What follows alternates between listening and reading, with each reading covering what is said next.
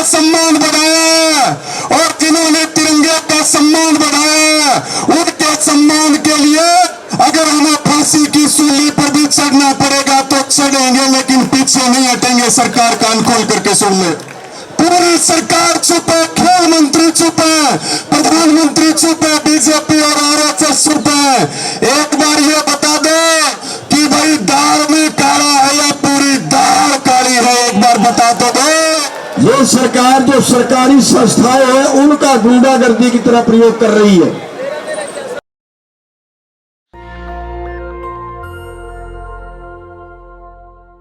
कि कितना ही बड़ा अपराधी अगर बीजेपी में चला जाए तो वो दूध का धुला बन जाता है, वो गंगा नहाया बन जाता है। कि मैं मंत्री से पहले भी बहुत कुछ था और मैं बहुत कुछ कर सकता हूं। अपने लड़के को भिजवा के किसानों का कत्ल कराया, लेकिन वो योगी सरकार जो कहती है माफिया को मिट्टी में मिला देंगे, उस योगी सरकार ने उस मंत्री पे मुकदमा दर्ज नहीं किया। 120B का मुजरम था, उल्टा किसानों के ऊपर मुकदमा दर्ज किया, किसानों को जेल में रखा। आप देखिए ये सरकार जो सरकारी संस्थाएं हैं उनका गुंडागर्दी की तरह प्रयोग कर रही है। अपन लोगों को इनके साथ मजबूती से खड़े रहना, इनके हक की बात करनी है, हित की बात करनी है। या न्याय की बात मांग रहे हैं। सोचिए, इन्होंने इस देश के अंदर इतनी प्रसिद्धि पाई, ये हजारों करोड़ों दिलों की धड़कन बन के बैठे हिंदुस्तान के अंदर। ये लोग यहाँ क्यों रहे? ये लोग तो मेडल लाए हैं। इन लोगों को यूं लगा होगा कि मेरे जैसी बहन बेटियां कैसे आगे बढ़ पाएगी जो मेरे जैसे किसान परिवारों से आती है। ये शोषण करने वाले लोग आने वाले समय में इनको यदि नहीं रोका गया तो किस आधार पर शोषण करेंगे? उस शोषण के खिलाफ अपन लोगों को मजबूती से लड़ना है। उस ताकत के अंदर मैं कहता हूं, आज इतने आप बड़े बुजुर्ग लोग यदि इस समय में यहाँ के बैठे हो तो नौजवानों को तो पूरी दिल्ली को जाम कर देना चाहिए। आने वाले समय के अंदर और मजबूती से और ताकत से इन सरकारों के खिलाफ अपन सब मिलकर लड़ाई लड़ेंगे। मैं जब राजस्थान विश्वविद्यालय, हमारे राजस्थान का सबसे बड़ा विश्वविद्यालय है, उसका मैं सबसे कम उम्र का छात्र संघ अध्यक्ष बना, तो मेरे को भी बड़ी लंबी लड़ाई लड़नी पड़ी थी। तो मेरी आदत है शुरू से अन्याय के खिलाफ लड़ने की। जब इन भाई बहनों को, मेरे को भी मदद मिली थी ताकि मैं उस न्याय की लड़ाई में लड़ पाऊं। मेरे सामने भी कई मंत्रियों के बच्चे सरकारों के खिलाफ में चुनाव लड़के, मैं किसी पार्टी से नहीं आता हूं। मैं किसान परिवार के उन बहन बेटियों की ताकत पे ही वह अध्यक्ष चुना गया। और आप उन लोगों के लिए देश और प्रदेश के मेरे किसी भी कोने में यदि किसान परिवार के बेटे बेटियों के साथ कोई अन्याय होता है तो मैं जितनी मेरी ताकत है पूरी ताकत से लड़ने के लिए जाता हूं। कि जैसे किसानों के आगे मोदी सरकार ने घुटने टेके थे, उसी प्रकार से पहलवानों के आगे भी सरकार घुटने टेकेगी, सरकार घुटने टेकेगी। साथियों, पहलवानों का साथ देने का मतलब है देश का सम्मान करना, क्योंकि इन्होंने तिरंगे का सम्मान बढ़ाया और जिन्होंने तिरंगे का सम्मान बढ़ाया उनके सम्मान के लिए अगर हमें फांसी की सूली पर भी चढ़ना पड़ेगा तो चढ़ेंगे, लेकिन पीछे नहीं हटेंगे। सरकार कान खोल करके सुन ले।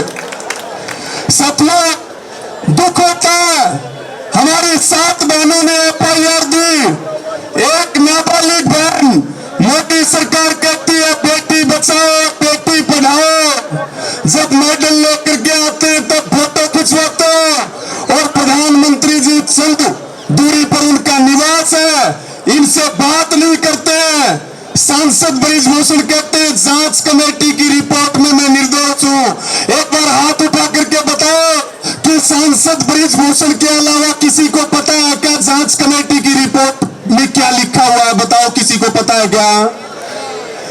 सब चुप है, पूरी सरकार चुप है, खेल मंत्री चुप है, प्रधानमंत्री चुप है, बीजेपी और आरएसएस चुप है। एक बार ये बता दो कि भाई दाल में काला है या पूरी दाल काली है, एक बार बता तो दो। सरकार को यह कहना चाहते हैं, सरकार को यह बिल्कुल स्पष्ट चेतावनी है, ये हमारी बहनों की इज्जत का सवाल है, हमारी बहनों की आबरू का सवाल है। सरकार मान जाए, इनकी मांग को मान ले और जो सांसद ब्रिजभूषण है उसको सलाखों के पीछे डाल दे मुकदमा दर्ज करके, नहीं तो कुछ भी हो सकता है, हम कहीं तक भी जा सकते हैं, कहीं तक भी जा सकते हैं। साथियों, एक हमारी बहन है, अंतिम एक दो बात बता करके अपनी बात को पूरा करूंगा। और मैं तो भाई बजरंग पूनिया को कहूंगा कि भाई आपने कुश्ती में देश का नाम रोशन किया है, आपको खेल का बहुत अनुभव है, कुश्ती का बहुत अनुभव है, लेकिन अब की बार लग रहा है भाई आंदोलन के भी आपने सारे दांव सीख लिए। ये हमारे लिए बहुत बड़ी गर्व की बात है। और लोगों का आग्रह, वो कुश्ती में एक दाव होता है, क्या नाम है उसका? धोबी पछाड़। सरकार सुनना ज्यादा दूर नहीं है, मान लो मांग को, माफी मांगते हुए मांग मान लो, नहीं तो धोबी पछाड़ लगेगा, धोबी पछाड़। साथियों, हमारी एक बहन है पीटी उषा, देश की शान है, उनका सम्मान करते हैं, लेकिन उन्होंने एक बयान दिया कि जो हमारी बहनें भाई जंतर मंत्र पर बैठे, ये अनुशासनहीनता है। सांसद है, वो ओलंपिक संघ की अध्यक्ष है, उनका सम्मान करते हैं, लेकिन एक सांसद जिसके ऊपर यौन शोषण के आरोप है, उसके ऊपर बहन पीटी उषा कुछ नहीं बोलती है। और हम लोकतांत्रिक अधिकार के तहत धरना देते हैं, तो हमारी अनुशासनहीनता, बहन जी ये नहीं चलेगा, ये नहीं चलेगा, किसी कीमत पे नहीं चलेगा। ये वो अनुशासनहीनता जो ये कर रहे हैं, और पूरी सरकार एक यौन शोषण के आरोपी को बचा रही है। बड़ी गलती कौन सी है भाई? ये अनुशासनहीनता है या लोकतंत्र ने अधिकार दिया हमें? लोकतंत्र ने अधिकार दिया कि अनुशासनहीनता है? ये एक बार बोल करके बताओ। तो साथियों, हम यही बात कहना चाहते हैं, चाहे हरियाणा हो, राजस्थान हो, चाहे वो उत्तर प्रदेश हो, इन खिलाड़ियों के समर्थन में सारा है और सरकार जाग जाए, नहीं तो किसान आंदोलन की तरह ट्रैक्टर, ट्राली, तंबू, लंगर, भंडारे यहां भी चलने शुरू हो जाएंगे। इस पूरे देश को चाहिए कि इन खिलाड़ियों का साथ दे, क्योंकि इन्हीं खिलाड़ियों ने, जब हमारे देश में मेडलों का सूखा पड़ा हुआ था, तो यही हमारी बेटियां बहनें अपने घरों से कड़ी मेहनत करके वहां तक पहुंची है, जहां तक पहुंचना आसान आप सबको पता है काम नहीं है। लेकिन जब जो सरकारें इनके साथ जीतने पर मेडल्स के बाद सेल्फियां ले रही थी, उसमें हमारे माननीय प्रधानमंत्री जी भी शामिल हैं। उनकी खुशी का ठिकाना नहीं था, उनकी सरकार इनका गुणगान कर रही थी। आज जब हमारी उन बेटियों ने, बहनों ने पर्दे के पीछे की सच्चाई को सामने लाने का काम किया, जो कि एक लड़की के लिए, एक महिला के लिए छोटी बात नहीं है। आप सब को पता है, आपके घर में भी बहनें हैं, बेटियां हैं, एक बेटी के लिए कितनी बड़ी बात होती है। ये लड़ाई मुझे लगता है पूरे हिंदुस्तान की लड़ाई है, और ये जब तक इसमें हम सब साथ नहीं होंगे, तब तक सरकार, मुझे नहीं लगता, ये गूंगी और बहरी सरकार है, और अब तो अंधी भी सरकार है, इसे कुछ दिखता भी नहीं है। ये बेटियों का दर्द क्या समझेंगे? इनके घर में तो बेटियां है ही नहीं। हमारे प्रधानमंत्री मोदी जी क्या जाने कि बेटियों का दर्द क्या होता है। एक बेटी का दर्द वही समझ सकता है जिसके घर में बेटी हो।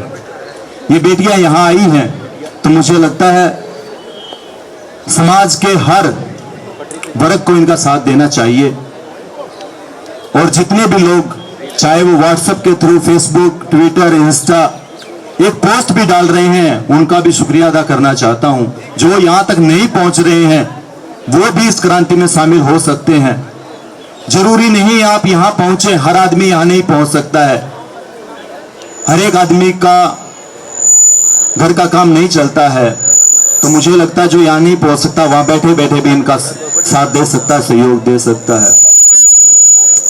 मैं वादा करता हूं, मैं थोड़ा सा लेट हूं, 4-5 दिन लेट आ पाया हूं क्योंकि बाहर शूट चल रहा था, लेकिन जब तक ये भरना है तन मन और धन से मैं इनके साथ खड़ा हूं।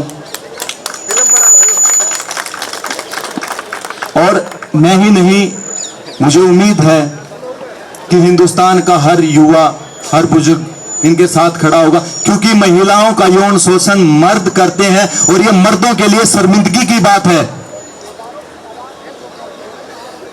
यौन मर्दों के लिए शर्मिंदगी की बात है, जो उन ओहदों पे बैठ के जहां उनकी पूजा होनी चाहिए, गुरु समान होते हैं वो। तो सरकार को बहुत जल्द ही मुझे लगता है बता देना चाहिए कि हम खिलाड़ियों के साथ हैं, वरना सारा देश इनके साथ खड़ा हो जाएगा तो सरकार मुझे नहीं लगता रह पाएगी। और अगली जो सरकार आने वाली है उसके तो सपने देखने बंद ही करने पड़ेंगे, क्योंकि देश का जवान भी सड़कों पे है, किसान भी सड़कों पे है और खिलाड़ी भी सड़कों पे है। नेशनल दस्तक की आपसे गुजारिश है कि अगर इसको बचाना चाहते हैं तो नेशनल दस्तक को सब्सक्राइब करने के लिए रेड कलर के सब्सक्राइब बटन को दबाएं, फिर बेल आइकन की घंटी दबाएं। नेशनल दस्तक को बचाने के लिए बहुत जरूरी है कि हर खबर को शेयर करें, लाइक करें, कमेंट जरूर करें।